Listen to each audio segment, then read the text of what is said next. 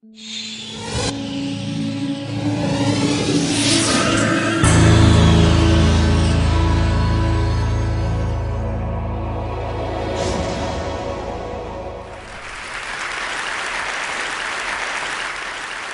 standing in front of you today in all humility, wanting to share with you my journey of the last 6 years in the field of service and education.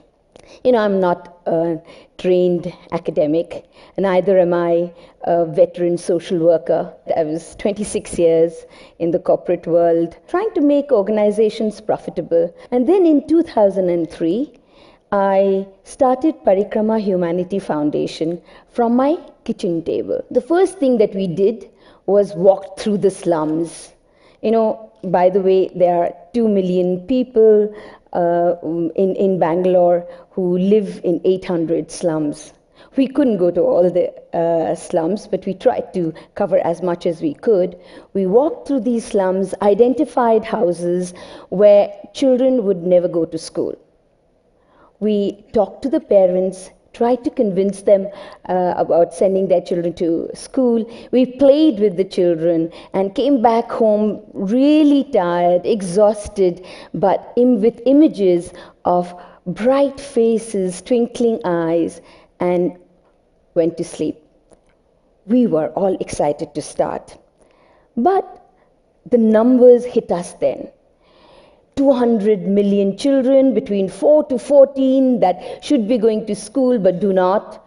100 million children who go to school but cannot read. 125 million who cannot do basic maths.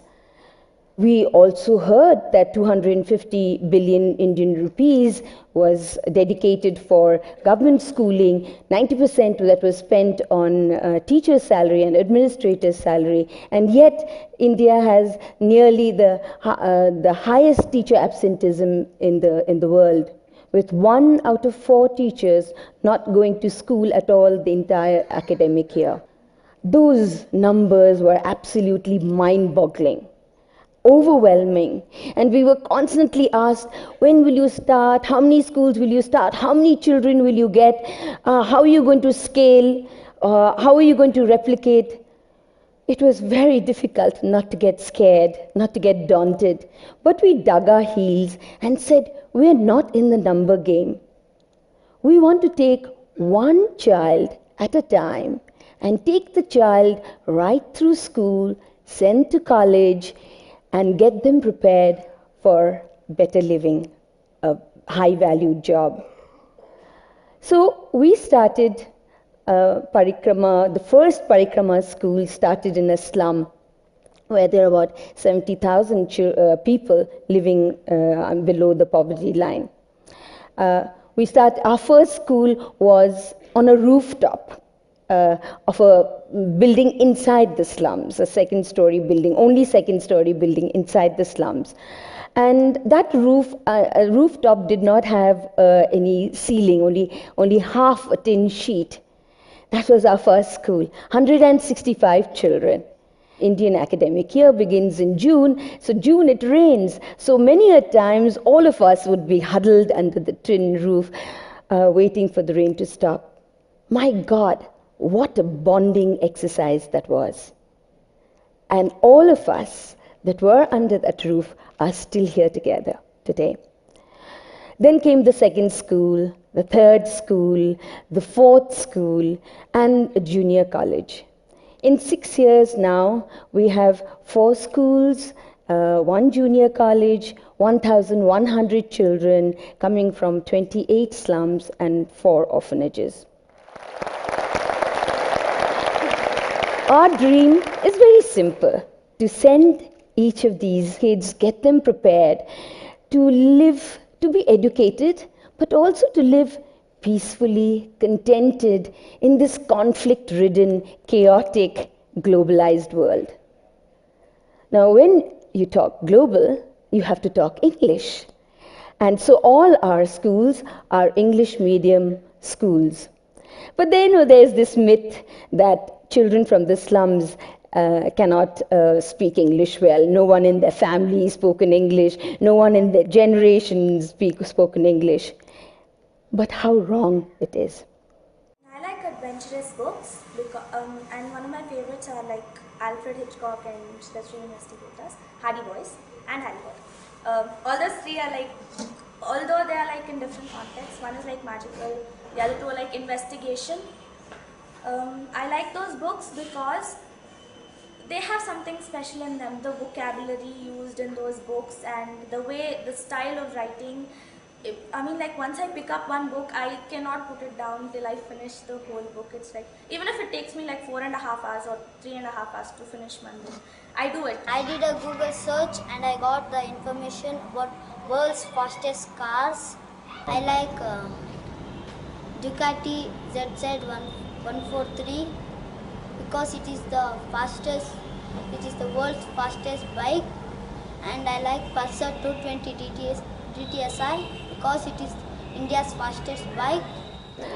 Well, the girl that you saw, her father sells flowers on the roadside. And this little boy has been coming to school for 5 years. But isn't it strange that little boys all over the world love fast bikes? He hasn't seen one, he hasn't ridden one, of course, but he has done a lot of research through Google search. You know, when we started with our English medium schools, we also decided to adopt the best curriculum possible, the ICSE curriculum. And again, there were people who laughed at me and said, "Don't be crazy, choosing such a tough curriculum for these children, they'll never be able to cope." Not only do our children cope very well, but they excel in it. You should just come across to see how well our children do. There's also this myth that parents from the slums are not interested in their children going to school, they'd much rather put them to work. That's absolute hogwash. All parents all over the world want their children to lead a better life than themselves. But they need to believe that change is possible. Cleaning और खाना पीना और English में बात करना और थोड़ा सा रेस्पेक्ट करना मम्मी डैडी से, ये सब बहुत सीखी है सर बच्ची. ಸ್ಕೂಲ್ಗೆ ಹೋಗೋಕ್ಕೆ ಮುಂಚೆ ಅವಾಗೆಲ್ಲ ತುಂಬ ತೀಟೆ ಮಾಡ್ತಾಯಿದ್ರು, ತುಂಬ ಗಲಾಟೆ ಮಾಡ್ತಾಯಿದ್ರು, ಯಾರ ಮಾತು ಇದು ಮಾಡ್ತಾ ಇರಲಿಲ್ಲ. ಆಮೇಲೆ ನಾವು ಹೋಗ್ಬಿಟ್ಟು ಜಗಳಕ್ಕೆ ನಿಂತ್ಕೊಬೇಕಾಗಿತ್ತು. ಇವಾಗ ಆ ಥರ ಏನಿಲ್ಲ, ಮಕ್ಕಳು ತುಂಬ ಡೀಸೆಂಟ್ ಆಗಿಬಿಟ್ಟಿದ್ದಾರೆ. ஃப்யூச்சரில் நாங்கள் என்ன ஆகணும்னு நாங்கள் கேட்டதுக்கு எங்கள் பசங்க சொல்கிறாங்க, மம்மி நான் ஆர்டிஸ்டாக தான் ஆவேன், இன்னொரு பொண்ணு கேட்டால் நான் டாக்டர் தான் ஆவேன், இன்னொரு பையன் கேட்டால் நான் சாஃப்ட்வேர் இன்ஜினியர் தான் ஆவேன் mummy. We have 80% attendance for all our parents-teachers meeting. Sometimes it's even 100%, much more than many privileged schools. Fathers have started to attend. You know, it's very interesting. When we started our schools, the parents would give thumbprints in the attendance register. Now they have started writing their signature. The children have taught them. It's amazing how much children can teach.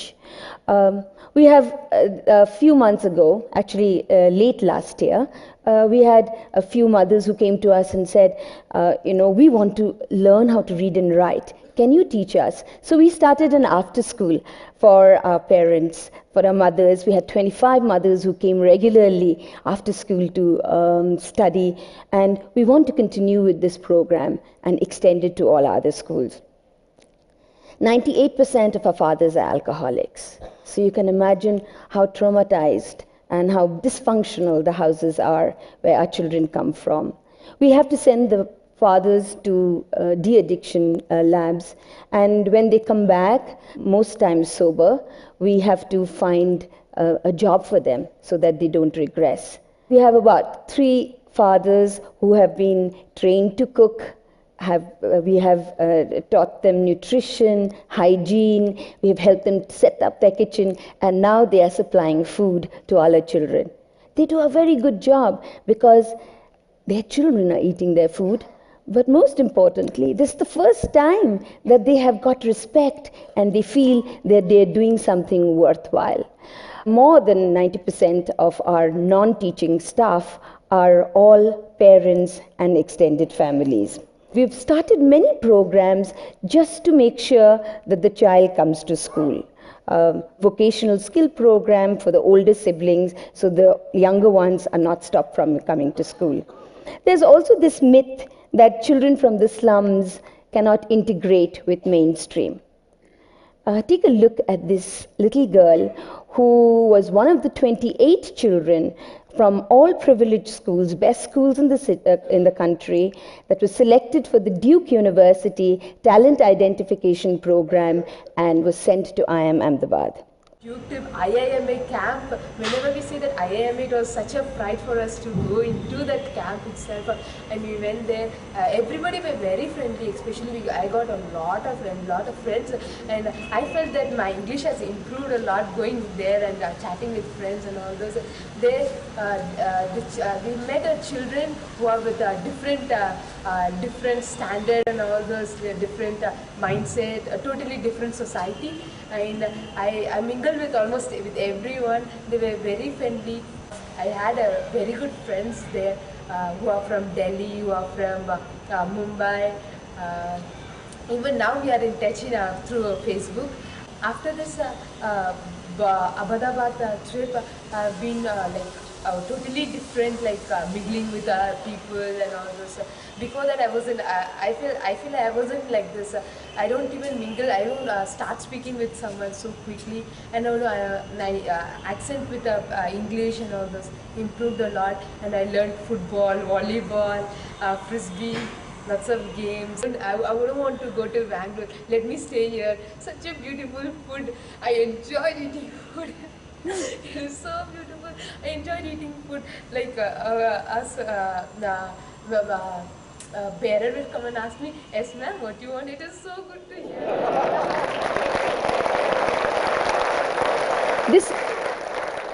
This girl was working as a maid before she came to school. And today, she wants to be a neurologist. We have our children are doing brilliantly in sports. They are really excelling. There's an inter-school athletic competition that is held every year in Bangalore, where 5,000 children participate from 140 best schools in the city. Our children are. We've got the Best School Award for 3 years successively, and our children are coming back home with bag full of medals, but lots of admirers and friends. Last year there were a couple of kids from elite schools that came to ask for admissions in our school. We also have our very own dream team. Why is this happening? Why is this confidence? Is it the exposure? We have professors from MIT, Berkeley, Stanford, Indian Institute of Science who come and teach our children lots of scientific formulas, experiments, much beyond the classroom. Art, music are considered therapy and mediums of expression. We also believe that it's the content that is more important. It is not the infrastructure, not the toilets, not the libraries, but it is what actually happens in this school that is more important. Creating an environment of learning, of inquiry, of exploration is what is true education. When we started Parikrama, we had no idea which direction we were taking.